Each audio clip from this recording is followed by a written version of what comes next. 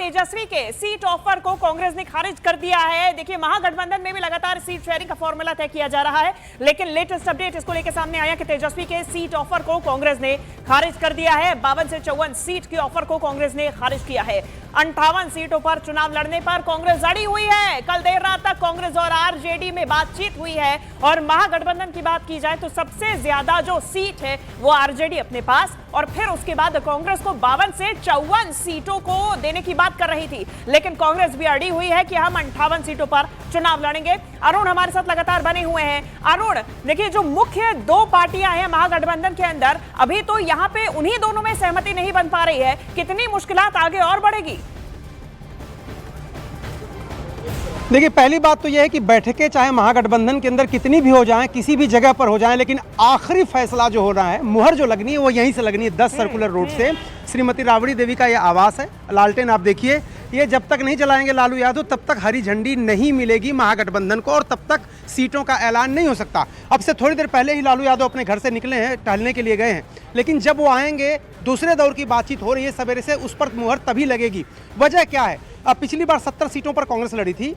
चूंकि कुछ दल नए आए हैं, हेमंत सोरेन आए हैं, वीआईपी के मुकेश सहनी आए हैं, पशुपति पारस आए हैं, तो कुछ सीटें सबको छोड़नी पड़ेंगी। 12 सीटें आरजेडी चाहती है कि 12 सीटें कांग्रेस कम से कम छोड़े, यानी 12 सीटें कांग्रेस से लेना चाहती है, तो कांग्रेस भी करे कि आप भी 12 सीटें छोड़िए। 144 की जगह 132 आप लड़िए।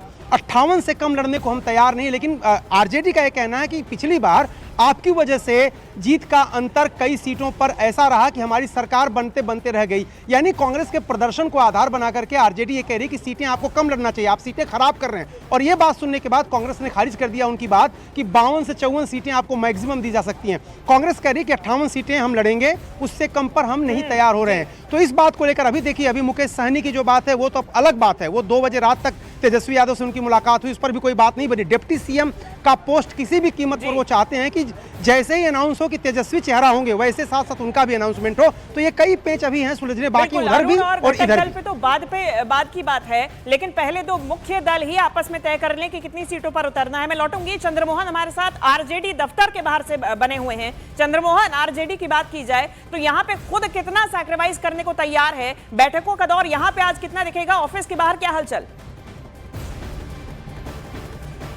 देखिए, ऑफिस के बाहर तो अभी सन्नाटा है, लेकिन आरजेडी और महागठबंधन में अभी अंदर खाने जो है वो हलचल बढ़ी हुई है और मुश्किलें भी बढ़ी हुई हैं, क्योंकि साफ तौर पर कांग्रेस की तरफ से जो कहा गया है कि 58 से 60 सीटों से कम समझौता करने के लिए तैयार नहीं है, उसी तरीके से मुकेश सहनी ने भी साफ तौर पर यह कह दिया।